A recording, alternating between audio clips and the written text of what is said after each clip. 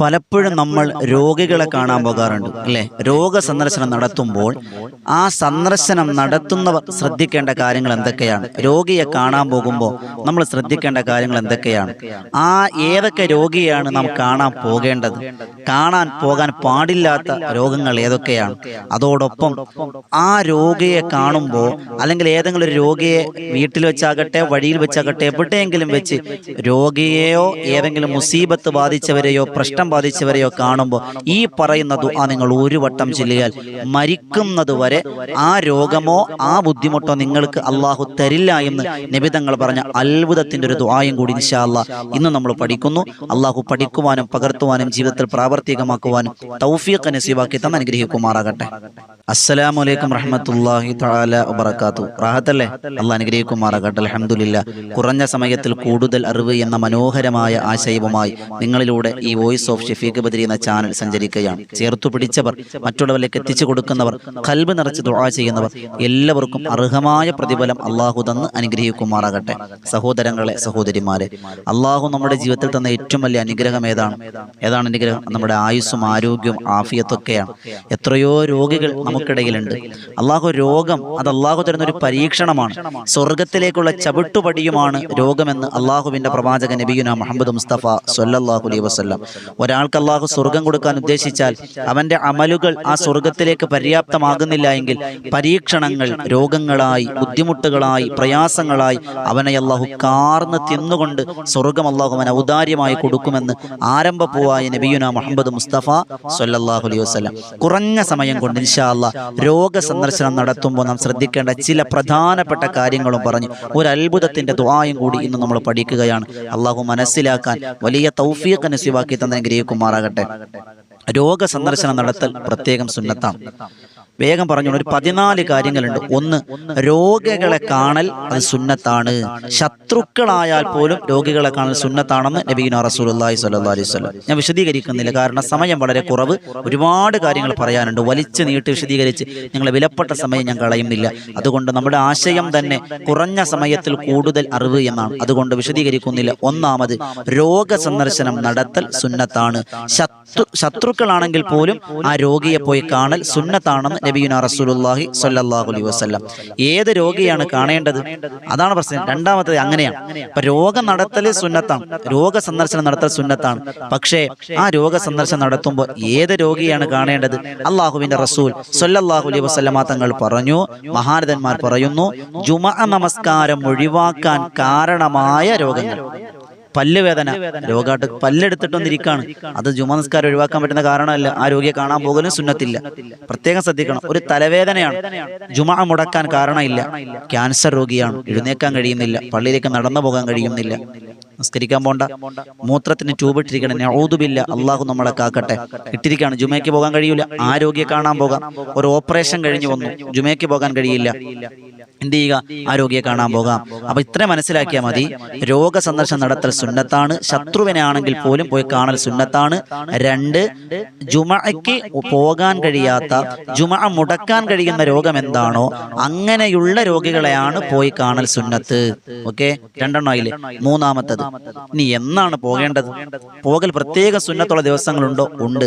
വെള്ളിയാഴ്ച ദിവസം. മൂന്നാമത്തെ നേട്ടം, ശ്രദ്ധിക്കാനുള്ള കാര്യം, വെള്ളിയാഴ്ച ദിവസം രോഗസന്ദർശനം നടത്തൽ ഏറ്റവും നല്ല ദിവസമാണ്. സുന്നത്ത് കൂടുതൽ കിട്ടുന്ന, പ്രതിഫലം കൂടുതൽ കിട്ടുന്ന ദിവസമാണ് വെള്ളിയാഴ്ച.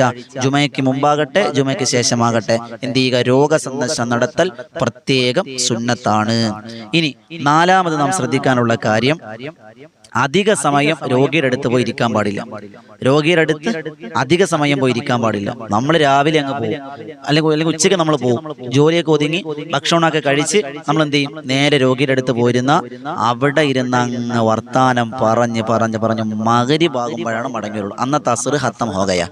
അവിടെ ഇരുന്ന്, അല്ലെങ്കിൽ അസ്ർ കഴിഞ്ഞ് പോയാൽ മഗ്‌രിബ് വരെ അവിടെ ഇരിക്കും, ഇല്ലേ? അധിക സമയം ഇരിക്കാൻ പാടില്ല.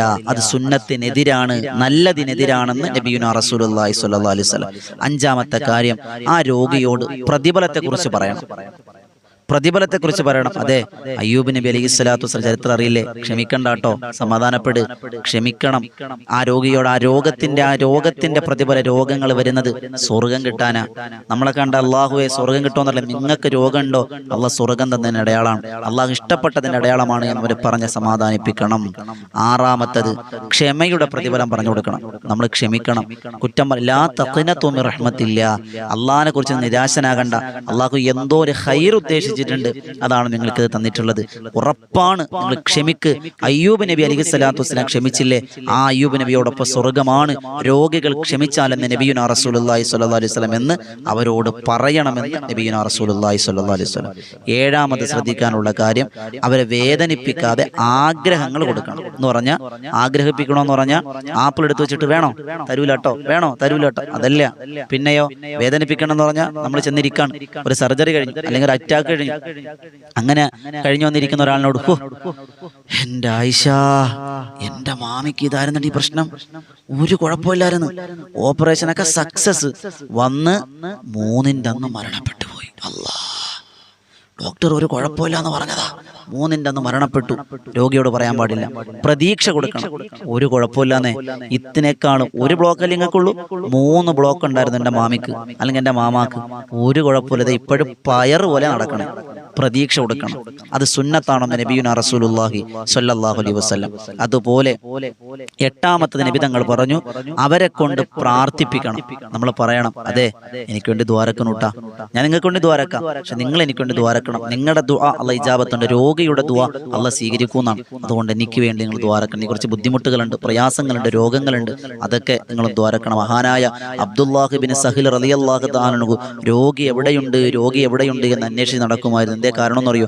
ആ രോഗിയെ കാണാൻ പറ്റും, ഒരു പരിചയമില്ല. ആ രോഗിയുടെ വീട്ടിൽ പോകും, ഞാൻ രോഗിയെ കണ്ടോട്ടെ എന്ന് ചോദിക്കും, എന്നിട്ട് പറയും, നിങ്ങൾ എനിക്ക് വേണ്ടി ദ്വാരക്കണം, എൻ്റെ സ്വർഗ്ഗപ്രവേശനത്തിന് ഈമാനോടി മരിക്കാൻ നിങ്ങൾ ദ്വാരക്കുന്ന രോഗികളെ കൊണ്ട് ദിവസവും ഇങ്ങനെ ദുആ ചെയ്യിപ്പിക്കുമായിരുന്നു എന്നാണ് മഹാരഥന്മാർ. ഒന്ന് ആലോചിച്ച് നോക്കിയേ, രോഗികളുടെ ദുആക്ക് ഇജാബത്തുണ്ട്, വിശദീകരിക്കുന്നില്ല.